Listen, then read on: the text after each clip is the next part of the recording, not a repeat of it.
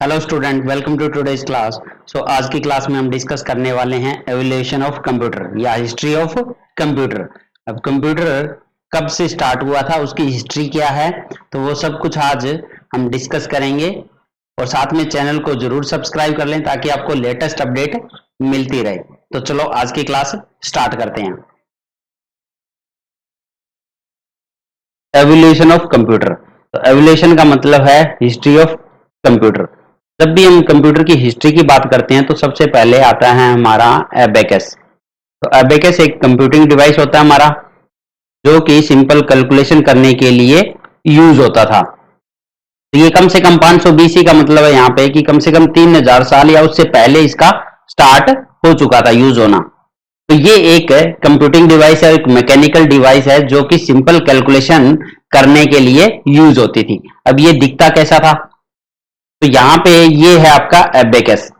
तो इसका स्ट्रक्चर कैसा होता है, ये जो बाहरी पार्ट जो है इसका ये वुडन का बना होता है और इसमें स्ट्रिंग लगे होते हैं, स्ट्रिंग में आपके बिट्स होते हैं और इसमें भी दो पार्ट्स रहते हैं। ऊपर वाले पार्ट में आपके 2 बिट्स रहते हैं और नीचे वाले पार्ट में आपके 5 बिट्स रहते हैं।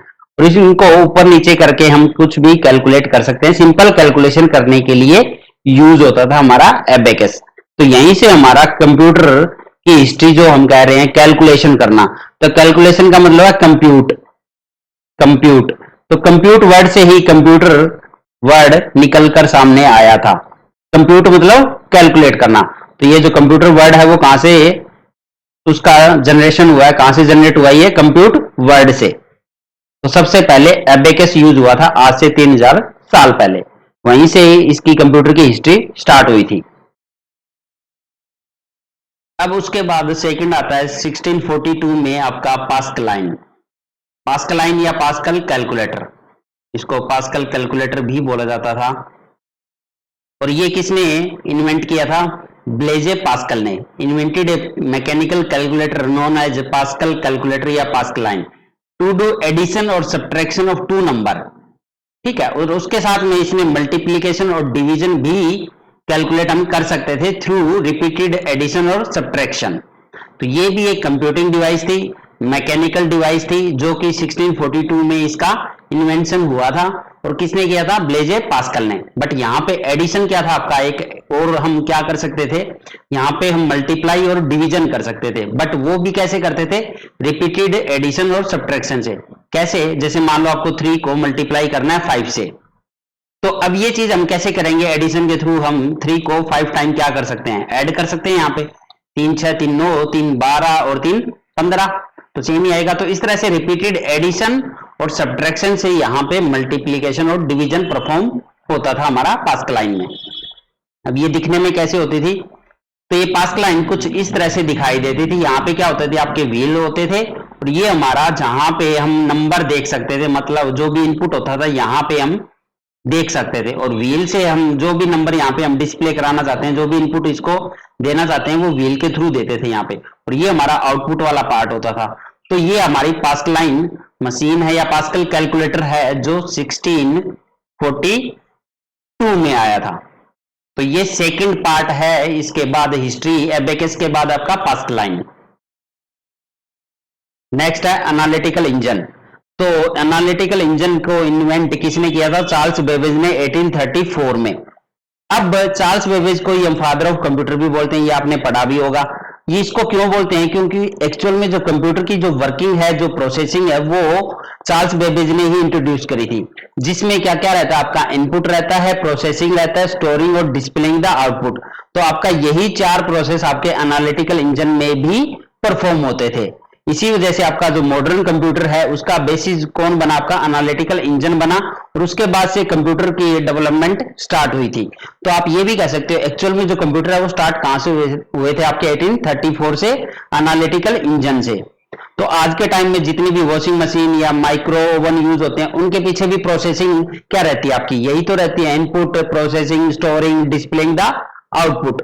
तो यही बेसिस रहता है किसी भी कंप्यूटिंग डिवाइस का, जो कि किसने इंट्रोड्यूस किया था, चार्ल्स बेबेज ने, एनालिटिकल इंजन में। इसीलिए इसको फादर ऑफ कंप्यूटर भी कहते हैं। अब ये मशीन दिखती कैसे है, तो ये मशीन कुछ इस तरह से दिखाई देती है, और ये मशीन दिखने में वैसे यहाँ पे छोटी दिख रही होगी, बट ये बहुत बड़ी मशीन होती है।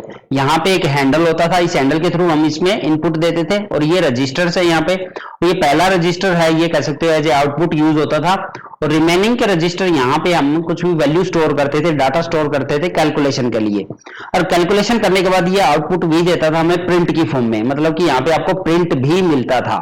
तो एनालिटिकल इंजन में प्रिंट भी आपका स्टार्ट हो गया था। तो यही है हमारी एनालिटिकल इंजन। नेक्स्ट है टेबुलेटिंग मशीन।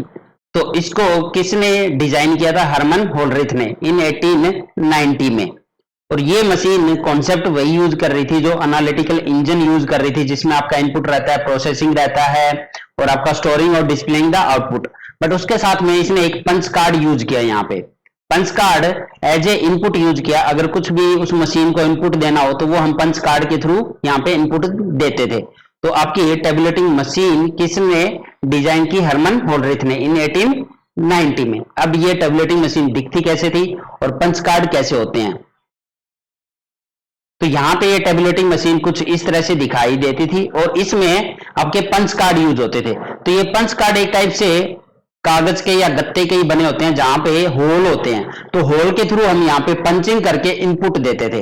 बट यहाँ पे जब होल के थ्रू यहाँ पे इनपुट दिया जाता था तो इसमें होल किया जाता। अब इस होल को या इस पंच कार्ड को रीड करने के लिए एक रीडर मशीन भी चाहिए, ठीक है। तो यहाँ पे एक इनपुट मशीन लगती थी जिसके अंदर हम ये पंच कार्ड इंसर्ट करते थे और वो उसको रीड करती थी। अब रीड करके वो उसमें जो भी इंफॉर्मेशन है उसको कन्वर्ट करती थी हमारी डिजिटल लैंग्वेज में, जो कंप्यूटर की लैंग्वेज है उसमें कन्वर्ट किया जाता था। तो ये पंच कार्ड भी एक रीडर के थ्रू रीड होते थे, एक मशीन के थ्रू रीड होते थे। अब यहाँ पे यही इसने इन्वेंट किया पंच कार्ड का। किसने? टेबुलेटिंग मशीन में। नेक्स्ट हमारी ट्यूरिंग मशीन, जो कि 1937 में डेवलप हुई, ठीक है, जो इन्वेंट हुई। Turing machine concept was general purpose programmable machine that was capable of solving any problem by executing the program store on the punch card. अब ये ट्यूरिंग मशीन का कॉन्सेप्ट एलन ट्यूरिंग ने दिया था, एलन ट्यूरिंग ने। तो ये एक ऐसी मशीन थी जो किसी भी जनरल पर्पस प्रोग्राम को सोल्व करने के लिए डिजाइन की गई थी, ठीक है। और यहाँ पे एल्गोरिथम का यूज होता था, यहाँ पे एल्गोरिथम का यूज होता था, और जो भी हम इनपुट देते थे वो पंच कार्ड के थ्रू यहाँ पे दी जाती थी। जो कि हमने टेबुलेटिंग मशीन में पंच कार्ड यूज किए थे, वही पंच कार्ड यहाँ पे भी यूज हुए आपके ट्यूरिंग मशीन में। और बेसिकली ट्यूरिंग मशीन एक ऑटोमेटिक मशीन की तरह काम करती थी, ठीक है। तो ऑटोमेशन का कॉन्सेप्ट भी अगर कहो तो ट्यूरिंग मशीन से ही आपका आया था यहाँ पे। तो ट्यूरिंग मशीन के बाद में अब काफी सारी प्रॉब्लम को सोल्व करना इजी हो गया, क्योंकि जनरल पर्पज प्रोग्रामिंग या जनरल पर्पज प्रॉब्लम को सोल्व करने के लिए हम ट्यूरिंग मशीन का यूज करते थे यहाँ पे। और इसके बाद से ही आपकी कंप्यूटर की जनरेशन का भी स्टार्ट हुआ था, जो हम कहते हैं कंप्यूटर की generation, first generation, second, third, fourth, और अभी फिफ्थ जनरेशन चल रही है। तो ट्यूरिंग मशीन के बाद से ही जनरेशन भी आपकी स्टार्ट होती है, क्योंकि ट्यूरिंग मशीन को ही बेस बनाया गया उसके बाद से। नेक्स्ट है एडवेक इनायक। तो John Neumann introduce the concept of stored program computer which was capable of storing data as well as program in the memory. तो यहाँ पे इस वाली जनरेशन में जॉन न्यूमैन ने इंट्रोड्यूस किया था कॉन्सेप्ट का। कौन से कॉन्सेप्ट का? Stored program concept. अब ये कॉन्सेप्ट क्या कहता है आपका? इसमें आपका जो डाटा और इंस्ट्रक्शन है वो दोनों सेम लोकेशन पे स्टोर रहते हैं, सेम मेमोरी लोकेशन पे, ठीक है। तो एक ही जगह पे आपका डाटा, उसी जगह पे डाटा और उसी जगह पे इंस्ट्रक्शन स्टोर रहती है। इसी को बोला जाता है स्टोर्ड प्रोग्राम कॉन्सेप्ट। तो इस वाले कॉन्सेप्ट का यूज हुआ था एडवेक और इनायक में, और ये आपकी फर्स्ट जनरेशन भी कह सकते हो, ठीक है। और इसमें साथ में आपका जो यूज होता था आपका इनपुट के लिए या कुछ भी उसमें प्रोसेसिंग करने के लिए, यहाँ पे वैक्यूम ट्यूब का यूज होता था। यहाँ वैक्यूम ट्यूब, तो ये वैक्यूम ट्यूब आपकी, जिसमें आपके इलेक्ट्रॉन्स रहते थे, मतलब कैथोड एनोड, आपने फिजिक्स में भी पढ़ा होगा।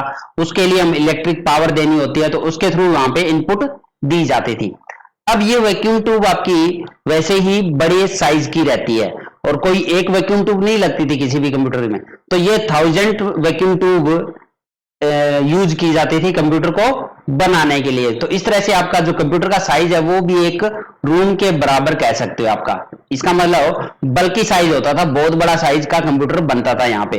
अब इतनी भी ज्यादा वैक्यूम ट्यूब लगी है और आपको इलेक्ट्रिक पावर भी सप्लाई यहाँ पे देनी है, तो उसके लिए आपको बड़े बड़े प्लांट लगाने पड़ते थे। ठीक है, ये नहीं है कि घर में जो आपकी सप्लाई आ रही है उससे काम चल जाएगा। और साथ में ये हीटिंग प्रॉब्लम भी यहाँ पे ज्यादा रहती थी। हीटिंग प्रॉब्लम ज्यादा रहने की वजह से यहाँ पे एयर कंडीशन का भी यूज होता था ताकि ज्यादा हीट ना जनरेट हो यहाँ पे। अब ज्यादा हीटिंग है तो उसको ज्यादा देर तक हम कंप्यूटर को यूज भी नहीं कर सकते हैं यहाँ पे। और इसमें आपकी जो भी डाटा स्टोर होता था वो मैग्नेटिक टेप में स्टोर होता था यहाँ पे, मैग्नेटिक टेप। अब ये टेप कैसी होती है आपने देखी होगी, पुराने जो हम गाने सुनते थे यहाँ पे एक टेप यूज होती थी इस तरह से, इसके ऊपर एक फिल्म होती है ब्लैक कलर की, तो डाटा इस तरह से स्टोर होता था। तो ये टेप हमने पुराने टाइम में यूज की है। उसके बाद आपका सीडी वाला सिस्टम आने लगा था, म्यूजिक सिस्टम। इससे पहले ये म्यूजिक सिस्टम आता था आपका टेप वाला। तो मैग्नेटिक टेप में यहाँ पे डाटा स्टोर होता था। दूसरा इसमें जो लैंग्वेज यूज होती थी वो मशीन लैंग्वेज यूज होती थी यहाँ पे, मशीन लैंग्वेज, मशीन लैंग्वेज। तो ये आपकी फर्स्ट जनरेशन थी आपकी 1945 में। अब ये वैक्यूम ट्यूब अगर आपको देखनी हो कैसे दिखती थी तो चलो मैं आपको दिखा देता हूं। ये हमारी वैक्यूम ट्यूब है। तो इस तरह से ये ट्यूब होती थी और ये हजारों में लगती थी कंप्यूटर में। तो वैसे ही आप इमेजिन कर सकते हो कि कितना बड़ा कंप्यूटर आपका बन सकता है। तो एक रूम के बराबर का कंप्यूटर रहता था और उसमें हीटिंग प्रॉब्लम भी ज्यादा रहती थी। नेक्स्ट है ट्रांजिस्टर्स। तो ये आपकी सेकंड जनरेशन कह सकते हो आप इसको। तो यहाँ पे वैक्यूम ट्यूब को रिप्लेस किया गया बाय ट्रांजिस्टर इन 1947 में। वैक्यूम ट्यूब अपने आप में ही जो आपका बल्कि कंप्यूटर बन रहा था, एक रूम के साइज के बराबर का कंप्यूटर डिजाइन हो रहा था यहाँ पे 1945 में। अब उसको स्मॉल साइज कंप्यूटर में कन्वर्ट कर दिया किसने? ट्रांजिस्टर ने। और ये transistor as a semiconductor material भी यूज होने लगे। जितनी भी आज के टाइम में आपकी रैम बनती है वो सेमीकंडक्टर की ही बनी होती है।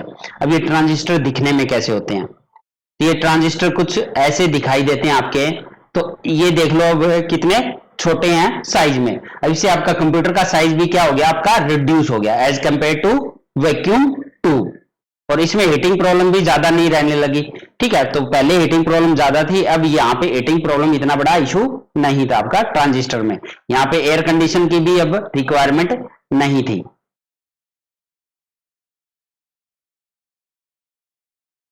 नेक्स्ट उसके बाद 1970 में आपका आया इंटीग्रेटेड सर्किट। तो इंटीग्रेटेड सर्किट एक सिलिकॉन चिप होती है जिसके ऊपर वैसे ही ट्रांजिस्टर लगे होते हैं। जो ये ट्रांजिस्टर थे, इन ट्रांजिस्टर को मिलकर एक इंटीग्रेटेड सर्किट बनाया गया।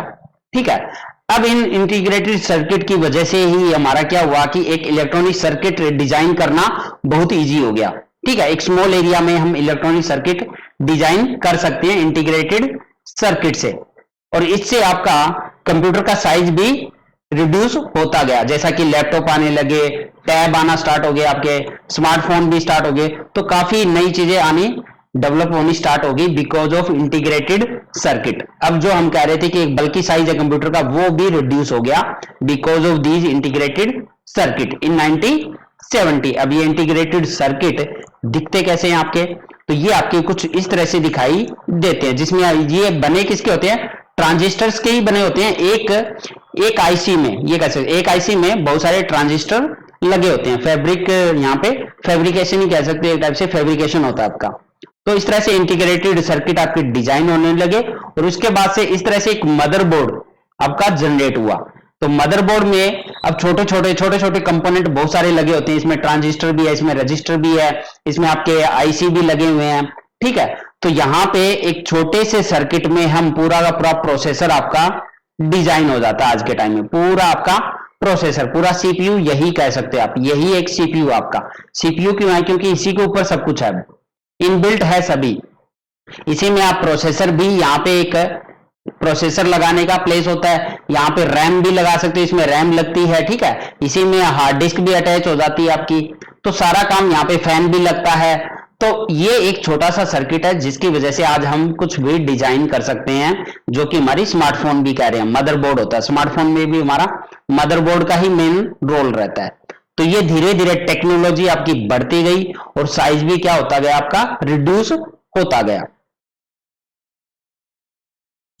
अब ये जो फिगर दिखाई हुई है ये आपकी एनसीईआरटी से ली हुई है, तो एनसीईआरटी में आपको मिल जाएगी। अब इसमें क्या दिखाया है, जैसे जैसे साल बढ़ते गए, जैसे जैसे ईयर इंक्रीज होते गए, आपके नंबर ऑफ ट्रांजिस्टर पर इंटीग्रेटेड सर्किट भी इंक्रीज होते गए। तो जैसे पहले यहाँ पे एक आपका ट्रांजिस्टर यूज होता था, ठीक है, इन्वेंशन ऑफ ट्रांजिस्टर यहां से स्टार्ट हुई और धीरे धीरे आपके ट्रांजिस्टर बढ़ते गए। जैसे यहाँ पे 4004 ट्रांजिस्टर यूज हुए, फिर डबल एवरी ईयर, और उसका डबल होता गया हर साल। तो इस तरह से आपकी क्या स्टार्ट हुआ यहाँ पे, पेंटियम का भी वर्जन आपका स्टार्ट हुआ था प्रोसेसर का, ठीक है। तो इंटेल माइक्रो प्रोसेसर, अब ये जो प्रोसेसर है इनको हम माइक्रो प्रोसेसर भी बोलते हैं, जो कि आपके कोर 2 डुओ या आपका कोर i5 i3 ये सारे हमारे क्या है, प्रोसेसर है। अब इस छोटे से प्रोसेसर में देखो ये साइज ऐसा ही कुछ होता है इसमें, और इसमें आपके बिलियंस ऑफ ट्रांजिस्टर्स लगे होते हैं, ठीक है, बिलियंस ऑफ ट्रांजिस्टर होते हैं। तो जैसे जैसे आपके साल बढ़ते गए आपके ट्रांजिस्टर भी इंक्रीज होते रहे। तो अब छोटी सी चिप में बहुत सारे ट्रांजिस्टर आपके समा सकते हैं, ये कह सकते हो, और इससे आपकी कैलकुलेशन भी बहुत फास्ट हो जाती है, वेरी फास्ट कैलकुलेशन भी हो जाती है, और आपकी स्पीड भी इंक्रीज हो जाती है कंप्यूटर की, और बहुत सारे टास्क भी ये एक साथ परफॉर्म कर सकता है। तो यहाँ पे जैसे हम यूज करते हैं डुअल कोर प्रोसेसर या क्वाड कोर प्रोसेसर या हमारा ऑक्टा कोर प्रोसेसर। तो डुअल कोर का मतलब है यहाँ पे दो प्रोसेसर है, दो पार्ट्स में डिवाइड कर दिया आपने, तो वो दोनों अलग अलग काम कर सकते हैं सेम टाइम पे। क्वाड कोर का मतलब है चार प्रोसेसर, वहां पे चार प्रोसेसर है, चारों अलग अलग काम कर सकते हैं सेम टाइम पे। ऑक्टा का मतलब होता है 8 प्रोसेसर, अब 8 प्रोसेसर है वो अलग अलग काम सेम टाइम पे परफॉर्म कर सकते हैं, उससे आपका स्पीड भी इंक्रीज होता है, उसके आपकी कंप्यूटर की एफिशिएंसी भी इंक्रीज हो जाती है। तो इस तरह से हमारा माइक्रो प्रोसेसर का यूज होता है कंप्यूटर में।